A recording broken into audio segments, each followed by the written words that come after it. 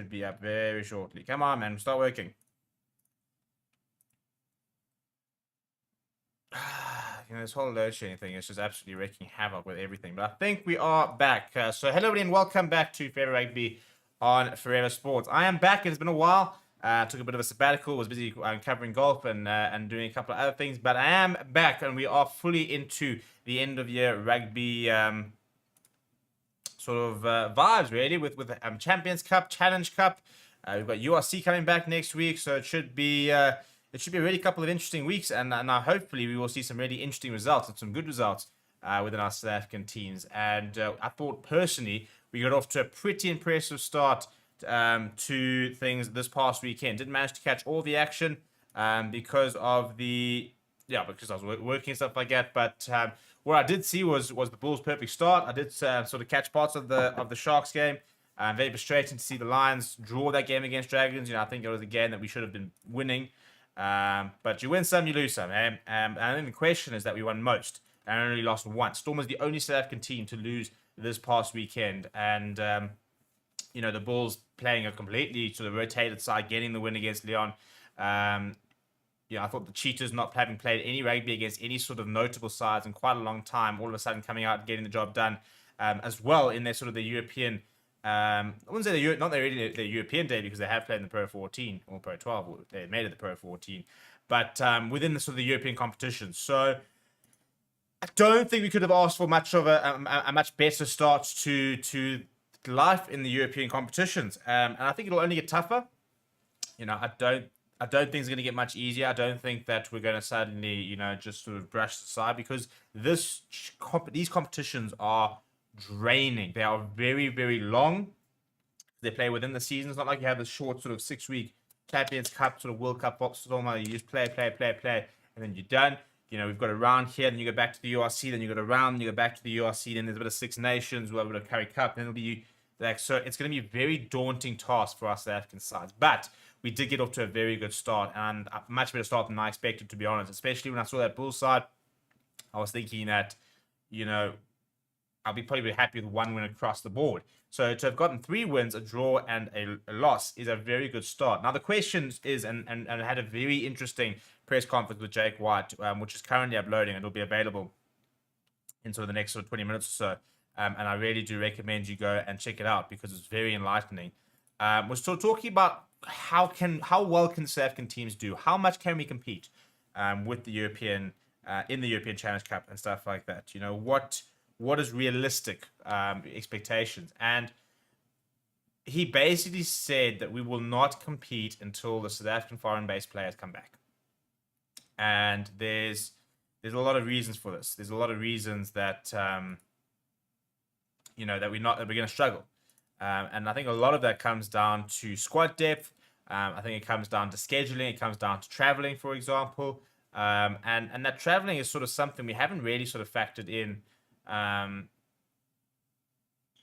as much as maybe we need to have done, because it's something that I think all the sort of the big coach, all the coach stuff like that are very sort of cognizant of, but I don't think as fans we really understand exactly what it means. So for example, the Bulls are traveling over to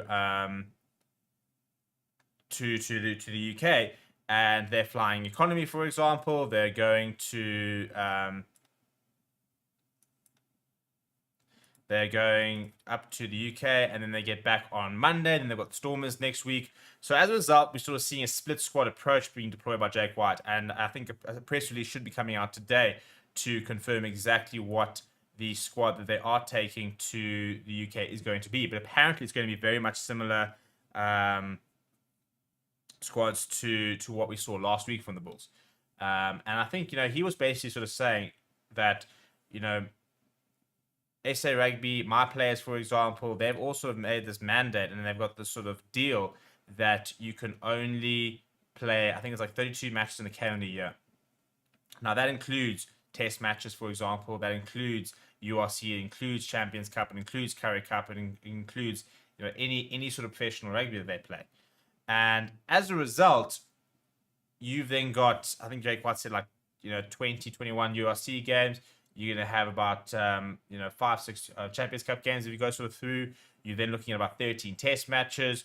You're looking at the Currie Cup, for example, and these players just can't play week in, week out. They're not allowed to play week in, week out.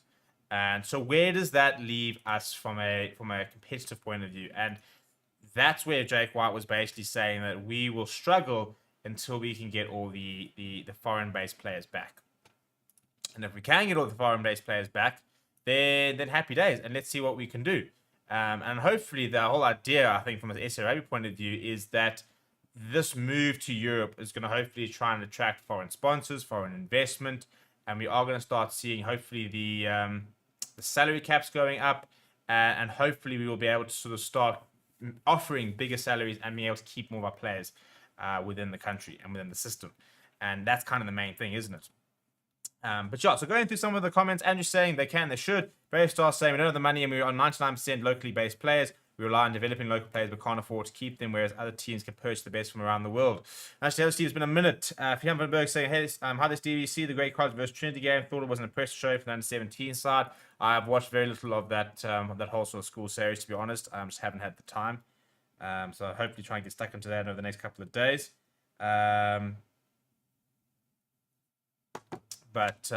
Yeah, GHB said a Bull C team beat a 6th place Leon. So based on that, I definitely think so. Mark says South African teams won't dominate Europe this year, but for sure in the future I expect them to win. Yeah, I think Jake White, and there's a question to Jake White, because Jake White, and to be fair to the journalist, he was quite sort of down about the whole thing, saying, in order to be able to win this cup, you're going to have to beat La Rochelle, Toulouse, and a Leinster basically 3 weeks in a row. And, to have a squad to do that, we just don't have the resources right now. But as we sort of progress, if we can start building the squads and getting these players back, we definitely can. And I think it is.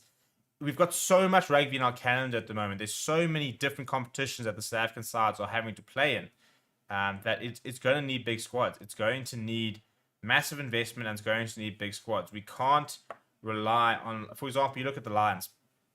And the Lions have got a nice squad together. They've got a nice team together, I'd say.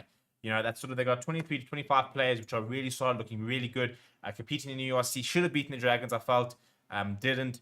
But they can compete, and it's exciting. But the question is, injuries will creep in with this incredibly hectic schedule. And what happens? For example, the Lions basically at the moment have to just forfeit the Currie Cup. They basically make an under-20 competition. They just say we don't have the resources. Now, at a competition like the Champions Cup, in order to be able to compete on both fronts, both the Champions Cup or Challenge Cup, as well as the URC, you're going to have big squads. Because, as we were saying, the Bulls are leaving tomorrow. They're flying in economy class.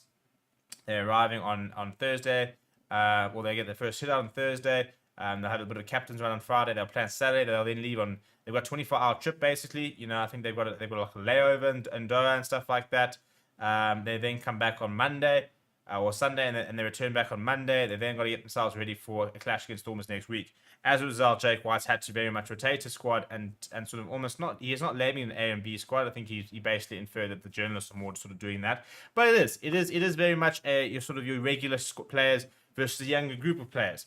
So he's got these two groups. He's having to rotate them. Now the Bulls are one of the few sides that have the sort of depth that they can almost do, that they managed to beat Leon. With a very much second string side. The Lions wouldn't be in a position to do that. They can't afford to rotate players. And all this traveling is going to catch up. There will be injuries. There will be players who are unavailable. The player fatigue will settle in. So we've got to start building big squads, but it can't just be big squads. It's got to be big quality squads. You've got to be able to have star quality players who you can rotate in and out. You've got to look at having 3 to 4 world-class, or international, almost international quality locks in your squad. You can't afford to have 1, maybe 2.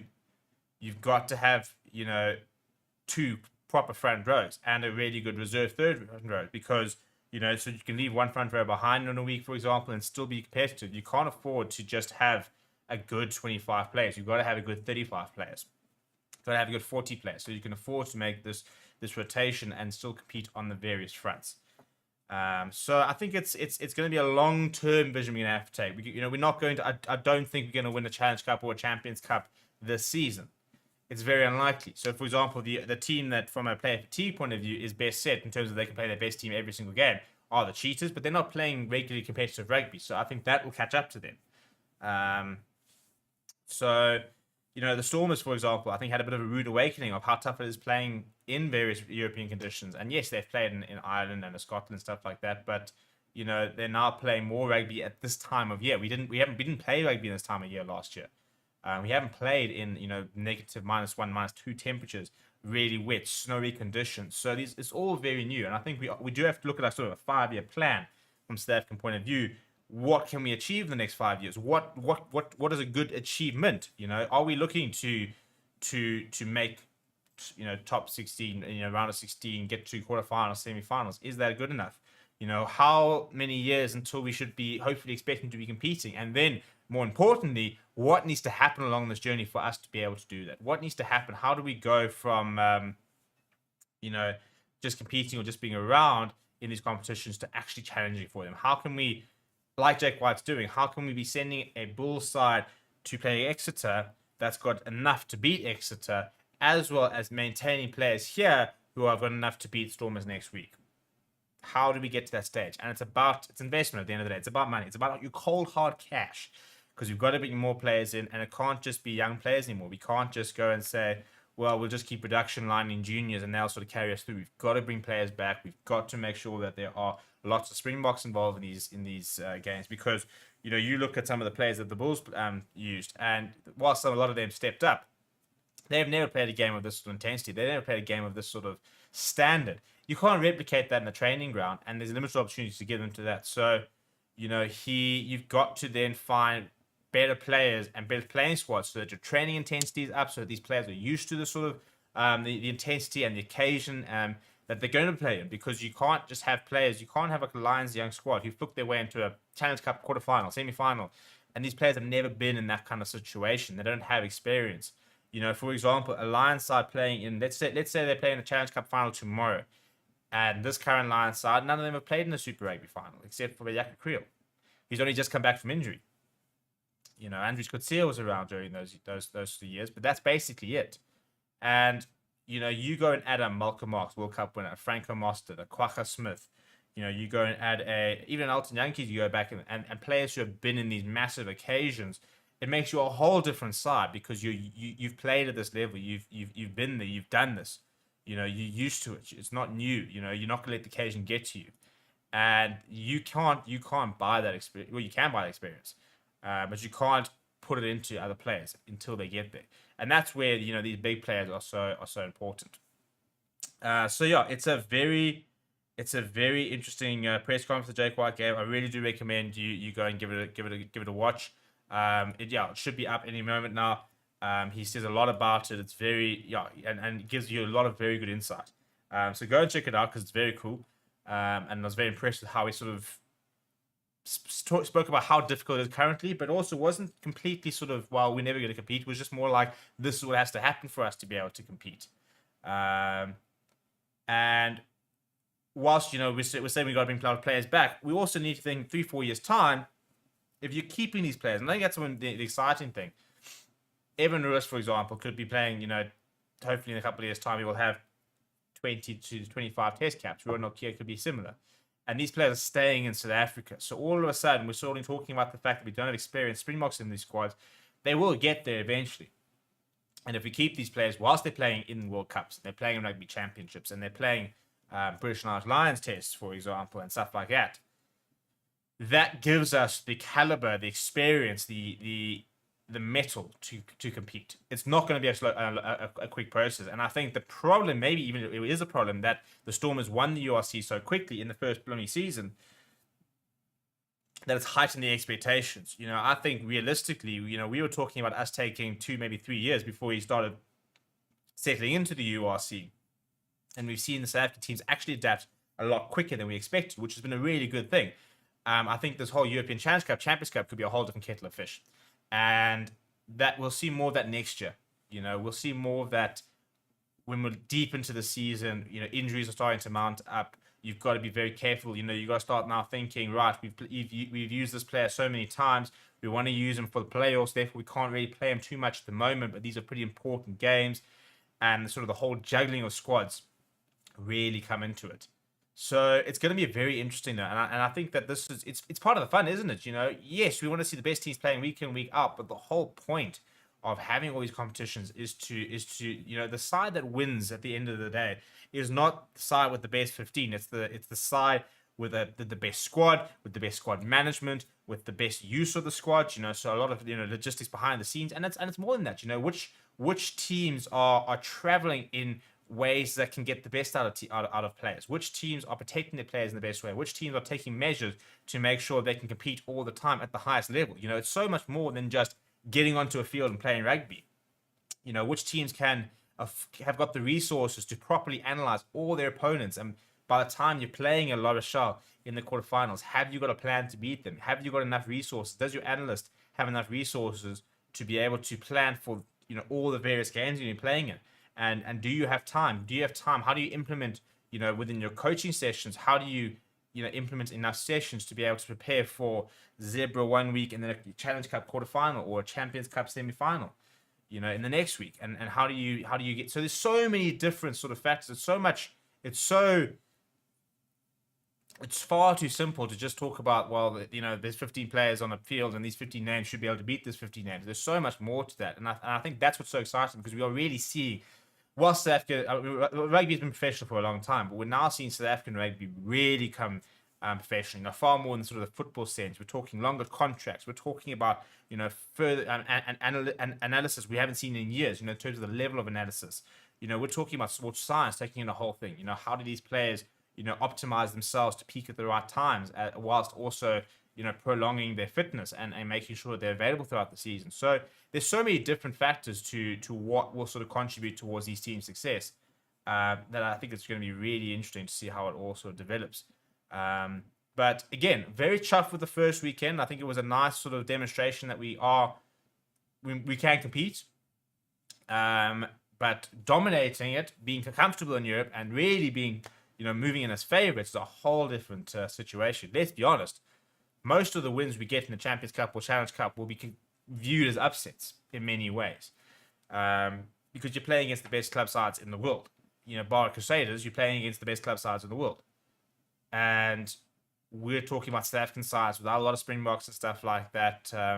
So any wins will be against the run of, against the run of play, or considered upsets in many ways.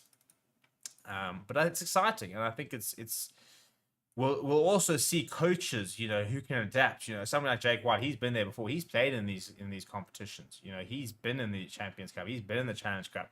Dobson's never done it. Ivan van Rooyen's never done it. Neil Powell's never done it. And whoever the Sharks go and get, that'll be interesting to sort of see, do they go and find someone who's been there and done that? How do we have to sort of now look at our recruitment strategy from a coaching perspective?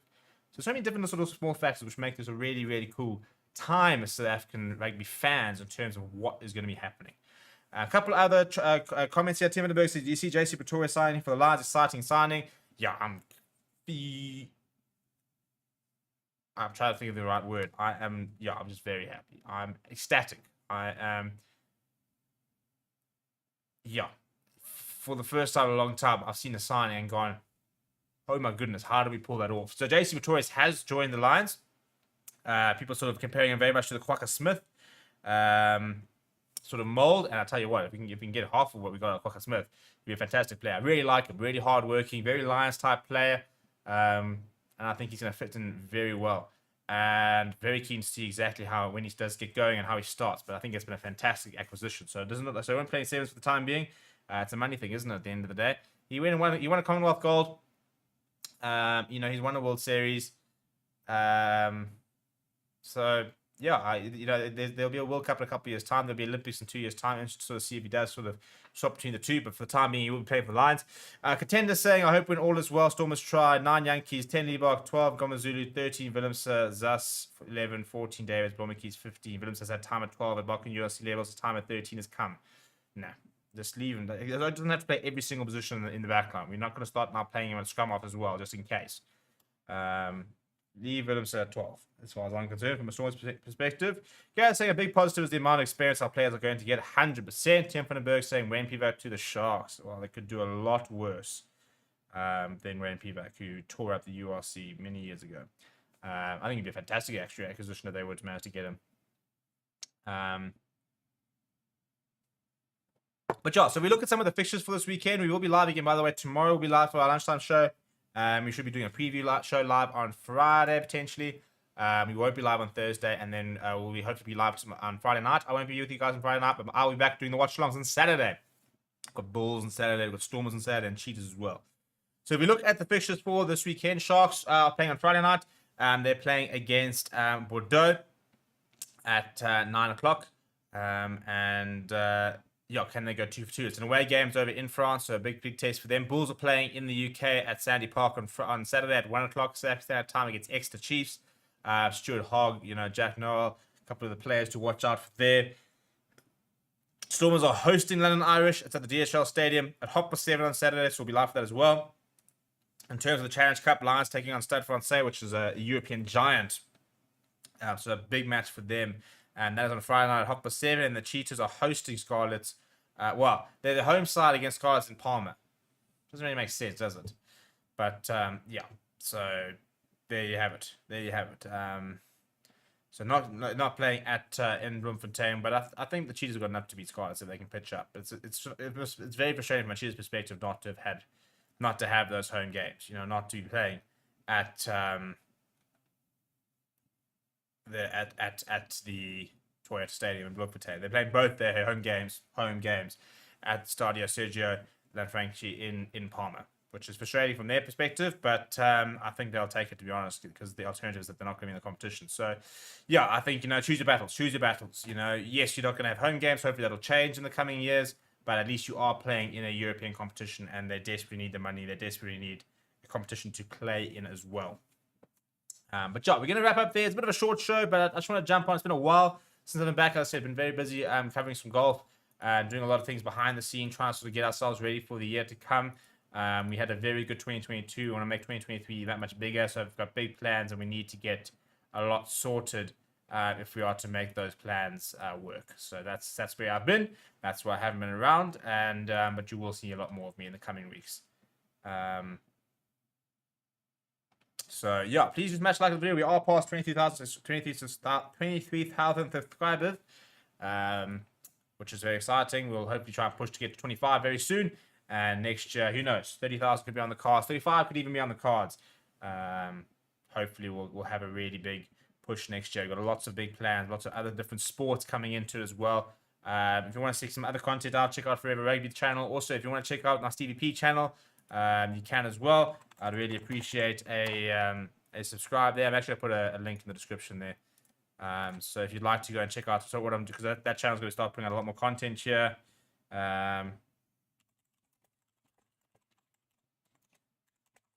Over there, got a lot of stuff planned up there. So yeah, and a bit more personal capacity, which can be quite a lot of fun. So that's the link over there. If you'd like to go and check it out, I really appreciate any support there. And we'll see you guys tomorrow for another live show. Hopefully we'll have a couple of cool things to talk about. There's a Stormers press conference this afternoon, so we'll be able to get a bit of insight into what's happening there. They've got a home game this weekend, and they'll be able to reflect on what they did wrong last week. So lots of things to talk about, hopefully, tomorrow at lunchtime. See you then.